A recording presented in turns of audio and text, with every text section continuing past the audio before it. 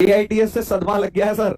कोई बात नहीं यार, इट इज ओके, ये सब चलता रहता है यार। मैं तुम्हें बात पहले ही तुम्हें हल्का सा हिंट दे दिया था कि एआईटीएस के बाद क्या होगा, तुम्हें याद नहीं है? और चलो मैं तुम्हें अपने पहले एआईटीएस की स्टोरी बताता हूँ। बताऊं पहले एआईटीएस की स्टोरी में? सच स्टोरी बताऊंगा। तुम सोच रहे हो सर आप हमें खुश करने के लिए शायद कोई स्टोरी मनगढ़ंत बना रहे होगे। नहीं, सच स्टोरी बताता हूँ, सच्ची स्टोरी बिल्कुल।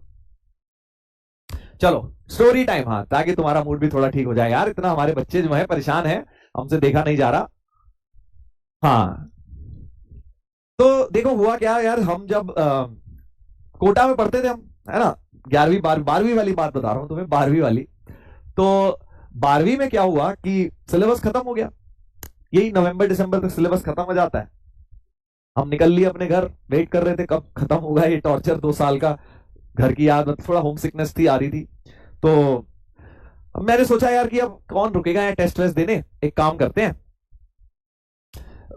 घर चले जाते हैं, रिवीजन घर पे कर लेंगे और टेस्ट सीरीज घर के पास ही कहीं ज्वाइन कर लेंगे। मतलब थोड़ा दिमाग लगाया नेक्स्ट लेवल का, क्योंकि हमारे टाइम ऑनलाइन तो एग्जाम होते नहीं थे, ऑफलाइन ही जाना पड़ता था सेंटर्स पे। तो मैंने सोचा यार ये स्कीम लगाई जाए कि नवंबर के बाद खर्चा वर्चा भी बचेगा, 3-4 महीने कौन वहां रुकेगा, अपना घर पे चिल करेंगे, मजे करेंगे। बोर्ड वोर्ड भी देने थे एग्जाम, तो स्कूल भी घर पे ही था। तो हमने क्या किया कि वहां से छोड़ के आ गए सिलेबस निपटा के, और उसके बाद एआईटीएस हमने ज्वाइन कर ली किसी और मशहूर एक पुराना इंस्टीट्यूट था दिल्ली का, जो कि अपनी एआईटीएस के लिए फेमस था बहुत ज्यादा। ठीक है, और वो फेमस रॉन्ग रीजंस की वजह से था। मतलब उसके ऐसा होता था कि क्वेश्चन होते ही नहीं थे लोगों से, बहुत ही डिफिकल्ट पेपर्स बनाते था वो। मतलब रिसेंट हिस्ट्री भी उसकी यही रही है। तो एनीवेज हमने वो ज्वाइन कर लिया कि हमने कहा यार टफ वाला करेंगे, टफ इज ऑलवेज बेटर।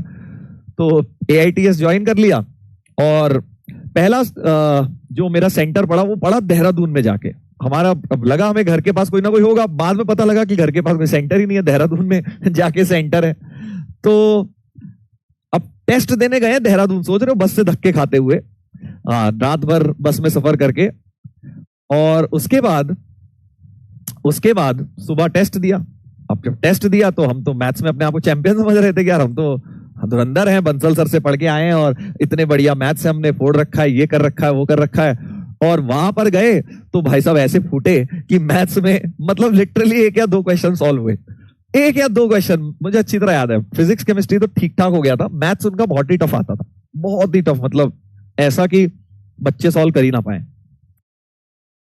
तो भाई साहब पहला एआईटीएस जब दिया और उसमें मैथ्स में 1-2 सवाल हुए, तो कॉन्फिडेंस का जो हाल हुआ, ऐसा लगा कि यार क्या ही, मतलब हमने 2 साल क्या किया है क्या किया है हमने, हाँ क्या किया है हमने, 2 साल पढ़ाई करी भी है कि नहीं पढ़ी है। तो अंदर ही अंदर 3-4 दिन तक बहुत दुख रहा, 3-4 दिन नहीं, ज्यादा ही दिन रहा था।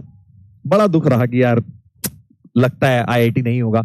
एनीवेज खैर, फिर मेरा क्या हुआ, वो वाले एआईटीएस का जो जर्न, फिर वो एआईटीएस आगे वैसे ही डिफिकल्ट बनाते थे सारे मैथ्स में, तो मैथ्स का कॉन्फिडेंस मेरा बहुत गिर गया, काफी गिर गया मेरा उनके पेपर्स देने के बाद, कि यार मुझे लगता था मुझे तो मैथ्स आती ही नहीं। मतलब पेपर देने के बाद ये हालत हो गई थी, 1 आध पेपर में नहीं, it was like in 10 straight, 10 paper दे दिए, उसके बाद भी नंबर ही नहीं आते थे। तो बाद में पता लगा कि यार उनका लेवल बहुत ज्यादा ही होता था, जेई एडवांस तो बहुत छोटा था उसके सामने, जैसे वो क्वेश्चन देते थे, बट हमारा कॉन्फिडेंस तो गिर गया था।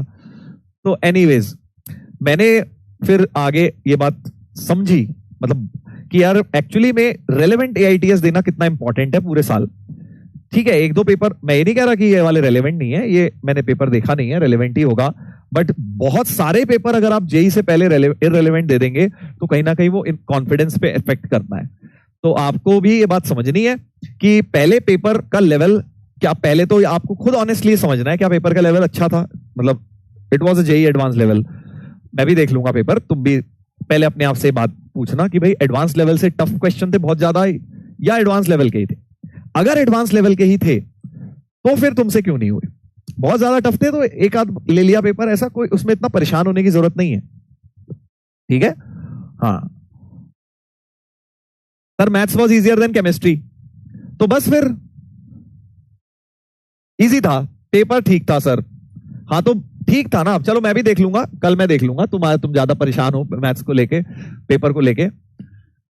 मेंस लेवल का था, अच्छा तुम्हारा पहले तो मेंस वाला एआईटीएस हुआ है अभी तो, हाँ मेंस वाला हुआ है। मैथ्स वाज इजी, ठीक है, तो फिर तो यार अगर उसके बाद खराब हुआ है तो then the only thing is कि आपको इंप्रूव करना है। आपने अपने अंदर गलती देखनी है, पेपर वाले में नहीं।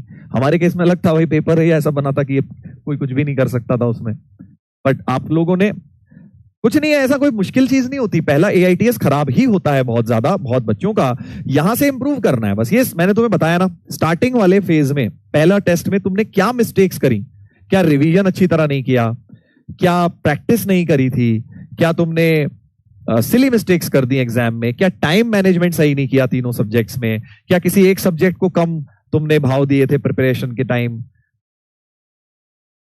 ये सब सवालों का जवाब देना है। क्या पेपर के टाइम तुमने तुक्के मार दिए या सिली मिस्टेक्स कर दी, या वहां पे जाके कॉन्सेप्ट क्लिक नहीं हो रहे थे, या टाइम कम लग रहा था। तो ये सब चीजें एनालिसिस करिए, या डिफिकल्ट क्वेश्चन में स्टक रह गए, और एनालिसिस करके उसको नेक्स्ट टाइम धीरे धीरे इंप्रूव करनी है। ठीक है, होता रहता है यार, इट इज ओके, कोई दिक्कत नहीं है, परेशान मत हो।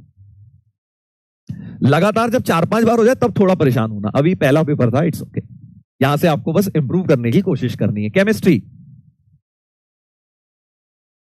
हाँ देखो सभी लोग परेशान हैं तो इसका मतलब काफी सारे लोग सेम सिचुएशन से गुजर रहे हैं ना। और एक बात समझनी है, टेस्ट ये होते क्यों है, आईआईटीएस या पेपर्स क्यों होते हैं, ताकि आप वो चीजें सीख पाए जो क्लास में नहीं सीख सकते।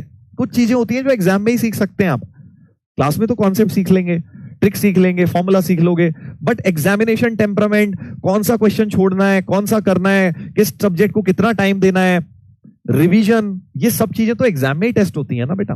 तो इसीलिए ये आपके प्रैक्टिस पेपर्स हैं, उनको प्रैक्टिस पेपर की तरह ही लीजिए और धीरे धीरे इंप्रूवमेंट हो जाएगा, कोई दिक्कत नहीं है।